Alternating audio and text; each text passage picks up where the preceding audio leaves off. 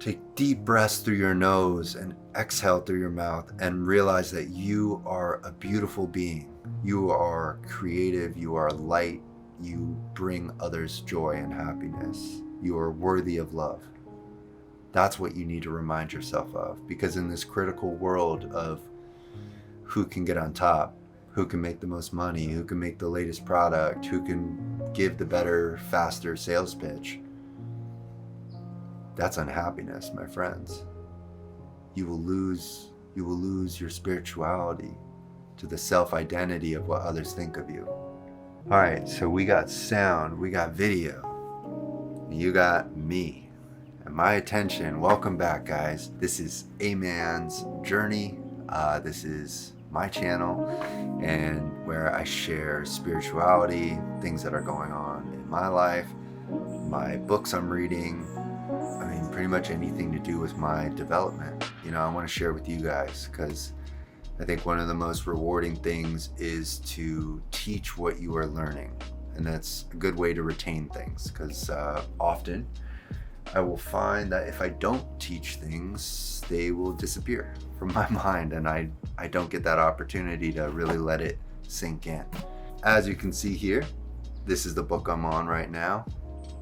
We are in 2022, and last year in 2021 I read 20 books. I didn't hit the goal that I wanted to hit, but I will go into that in a longer video, and because I want to show all the books that I've done. I've kind of been MIA on YouTube, and I just want to circle around and do a message from this book, because something I read today really struck me, and I said, you know what, I think this is a message that people would love to hear right now in 2022, at the top of the year, with all this pandemic craziness and all the feelings of uncertainty and loneliness and separation, anxiety, depression. I think we need a message, and who better to deliver the message than our very own Alan Watts. If you don't know, Alan Watts is a philosopher.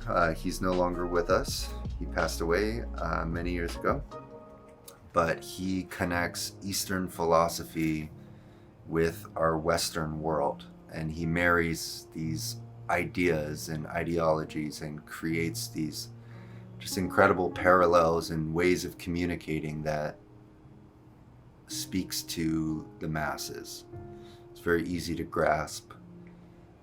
Not always easy, but generally easier to grasp these complex ideas and ways of being and ways of finding happiness and joy in your life. So right now I'm about 40 pages into this book. This is all the collected letters of Alan Watts, if you read that, but I didn't explain it.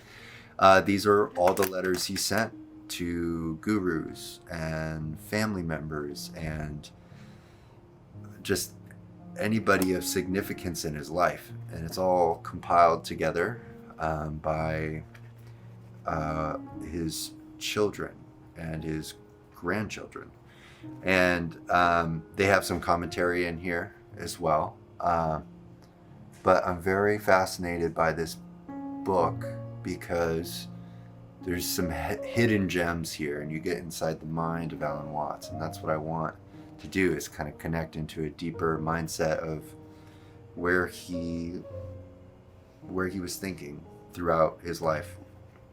Okay, so I actually want to read a passage from this book.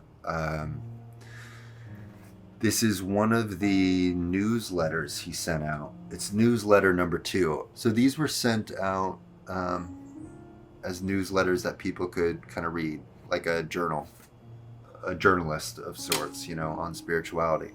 So I'm going to just dive into it, and I want you guys to listen and kind of go along with me and see what kind of imagery comes up and what ideas come up in this idea that he's presenting. A question which we often discuss is the relationship of modern civilized man to nature. For seemingly, those of us who are city dwellers are in rather a different position from the great philosophers of the Orient who never had to live in our artificial world of steel, concrete, automobiles, telephones, and canned foods. Our life and circumstances are almost purely man-made, or so we think.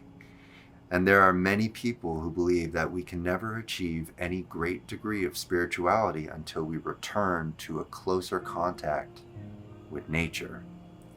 For the laws of the Spirit are the laws of nature. And it is thought that while our lives are ordered on a purely human basis, while every advance of our science is directed to the conquest of nature, and while we try to solve all our problems by the exercise of unaided human reason, in such conditions we shall always be lonely and unhappy organs, shut off from the true source of life. But this idea is both true and false. False because the idea that we are independent of nature is a tremendous conceit. And true because we are, relatively speaking, divorced from nature by that very attitude. Strictly speaking, New York City is no more artificial than a bird's nest. For man is just as much of an aspect of nature as a bird. And the difference between man and the bird is chiefly that man is somewhat more complicated. A secondary difference is that man is self-conscious. He believes himself to have an ego, a separate, self-contained, self-directing entity which has to figure out things for itself, whereas the bird just lets nature or instinct take care of its problems. But nature is powerful, and when man disagrees with it, he feels his loneliness and impotence. This is the great unhappiness. The Buddhists call it Sakayaditi. Probably got that completely wrong. Heresy of separateness, which is another name for being taken in or fooled by the sense of selfhood. I think we can all relate to that. While we are thus fooled, we are caught in the conceit that we are very particular people, having a secret pride, and our loneliness and isolation and an open pride is the wonderful achievements of our unaided reason and intellect. But are we so lonely? I think many people can think about that right now. But are we so lonely? Might it not be our self-conscious ego and its power of reason is a device, a trick, Maya, employed by nature to achieve certain results?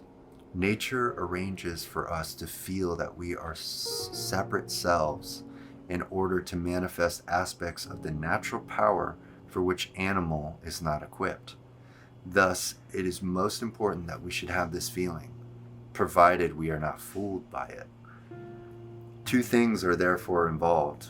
On one hand, if we are to be true to nature, we have to behave wholeheartedly as if we are separate selves.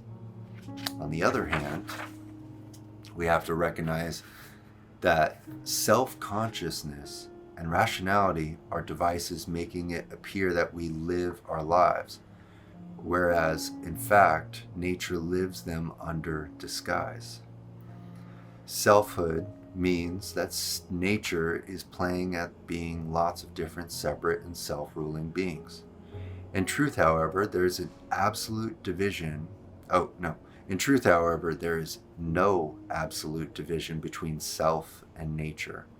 Nature plays at being a self, but without this play, without this universe of countless separate objects, there would be nothing to be called nature. There would only be void. Selves and nature are essential to each other, and in truth, neither one is the master, for when the self acts, nature acts, and when nature acts, the self acts. The initiative appears to come sometimes from one, sometimes from the other, but this is an appearance. If you ask which of the two comes first, which is the master, It's the very old conundrum. Which came first, the egg or the hen? When this absolute and unavoidable interdependence is known and felt in the very depths of one's beings, then you have what the Oriental philosophy calls realization of unity with Tao, or Brahman, which it describes as understanding that the self and the not self are two appearances of one fact that cannot be known apart from its appearances. Okay, so that's the end of that letter and passage. There is a lot to unpack. These are complicated subjects, they're complicated ideas, and yet we can start to grasp what he's saying here and also take a look at where we are in 2022 and notice the pitfalls and notice the corruption and deterioration of our society. A lot of people are living in cities. A lot of people are living surrounded by concrete jungles. The mass of our populations in the world do live in these cities, surrounded by concrete and man-made technology and seemingly all these things that make our lives better, which they do in many ways. But they also start to enforce the ego and enforce the self-identity that creates separateness and creates isolation and creates, this self-importance that makes you feel critical of everything around you and higher than all around you. And yet nature's softest breeze could take out your life in an instant. That's what's wild, is like at any moment a solar flare could hit the Western hemisphere and we're gone. So like your self-importance, your ego, the things you identify as, they're all temporary, and they can all be stripped away from you instantly. It's good to keep that in perspective when you treat others how you treat them, or you talk to others how you talk to them. Are you uplifting people? Are you encouraging people? Are you belittling people? Are you criticizing? Yes, there's a place for an improvement, but are you coming from a place of self-importance and that you know everything? These are complicated things to dissolve from, because you grow up your entire life, building the resume and who have I met and who have I worked with and what shows my self-importance and my skill level, which are all very valid things and a part of a reality of working and showcasing the highest level of art or engineering or creativity, product. But in this world, we've gotten so materialistic of what's the next best thing. What is that little thing that can make my life X amount better? Is it the Apple Watch? Is it the cell phone you really want? Is it a camera? Like, if I just had this lighting equipment, it would just make my job so much easier. Or if I just had this robot vacuum, I wouldn't have to do that anymore, and it would save so much time. So we invest as human beings in these technologies more so than ever before. I mean, the last 100 years, in scope of the last 40,000 years, has been drastically different in human history. And perhaps we don't know why, but it seems that our innovation has accelerated to an insane rate. I mean, to the point of having nuclear bombs and these virtual worlds that we're now living in. Like we are like ripping apart a new dimension in time and space. And many are in denial of it. Many don't realize it, but like none of this existed 100 years ago. Like if you told people 100 years ago, this is what would happen in 2022, everyone would look at you and say you were insane. So I think it's good to like wake up to the fact that this is all different and every day is moving faster and it almost seems like we're spinning time in a faster manner. It's funny, I'll wake up, have this great productive morning, do a lot of like tasks, and then all of a sudden I look down and it's like 4 p.m. and I'm like, oh my God, where did the day go? Just everything seems to be spinning faster in our concrete jungle. And I'm sure there's people in, jungle areas and, on the beaches of Costa Rica and living a totally different life. And their time is moving much slower because they can connect with nature. They connect with the earth. They connect with their beings and who they are. They don't wake up saying, oh my God, I got to drive this sales pitch and da da da da da, and like stress. And they like, lose their entire spirituality and connectivity to the earth around them. I'm not saying you need to be a tree hugger and just go la-di-da all day, but when you start to unpack your day at the end of the day and you notice there's a lot of anxiety, there's a lot of stress, I have these clients, I have responsibilities, those are the best times for you to disconnect. Say, hey, I'm gonna go now take an hour in my evening and go sit in the dirt. Honestly, go sit on a rock, go sit by the ocean, go take deep breaths through your nose and exhale through your mouth and realize that you are a beautiful being. You are creative, you are light, you bring others joy and happiness. You are worthy of love. That's what you need to remind yourself of, because in this critical world of who can get on top, who can make the most money, who can make the latest product, who can give the better, faster sales pitch, that's unhappiness, my friends. You will lose your spirituality to the self-identity of what others think of you. That's not who you are. That's the secret to life. You could be on your deathbed at 90 years old and realize, like, who gives a fuck about all these people? Like, maybe they're 90 years old and they're looking back and saying, why did I make all these people happy? Or why did I give them what they wanted? And now I'm sitting here wondering what I wanted. You can do the self-reflection, whether you're 19 years old or you're 79 years old. Find your wholeness with nature. And that's what Alan's saying. There is no separateness. We are combined with all of this. We may create technologies and buildings and landscapes to shift us farther away from nature. But the farther you pull from nature, the more unhappy we will be. So think about that. If you are in an unhappy place, maybe you need more connectivity to nature. I know it's difficult. Everything seems like it's riding on a job or it's riding on a finance. But disconnect from that and allow yourself time to come back to nature where you belong. All right, guys.